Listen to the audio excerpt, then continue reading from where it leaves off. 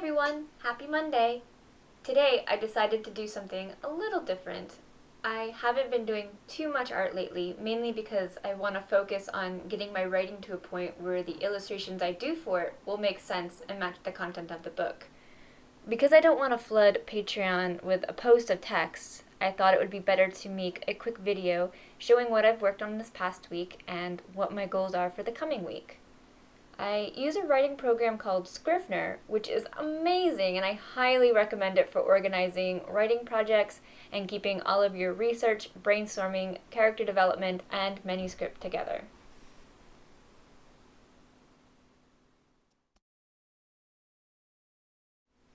So this is what my manuscript looks like so far in Scrivener. I'm using a structured 3-act story method. I keep all of the acts separated into folders with another folder for each of the planned chapters. I also keep all of my character development in its own folder. This makes it easy to keep all of my story and character plots organized and easily accessible. My book is heavily character-based, meaning that the plot is driven by conflicts between characters rather than an external force. I've been working on character development arcs lately, which is the journey that a character will take from the beginning of the story to the end. They need to be challenged, pushed, and have an emotional or physical death and rebirth in order to come out on the other side as someone who is better equipped to cope with their struggles. In my story, Aislinn herself goes through a corruption arc. Nerium, her father, goes through a fall arc. Another main character, Orin, goes through a positive change arc, as does the monarch Sorsha. What helps a lot with developing characters on their journey is to pick out their character traits. I made tables to help me keep track of the traits each main character has and the description to help flesh out why that trait fits them. Each character has positive and negative traits. No one should be black and white. Not all good, not all evil. Even the antagonist needs to have positive traits. In a future video, I'll introduce each of the main characters with a few of their characteristic traits and a brief summary of their journey. For now, I'll simply scroll through what I've put together so you can see the progress so far.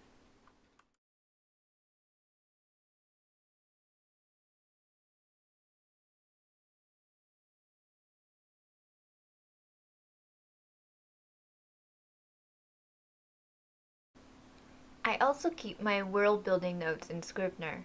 Here, I keep information that's helpful in building the culture of the world. I have titles, races and their cover names, racial insults, unique words, notes about how magic works, important notes about characters, clothing, and food.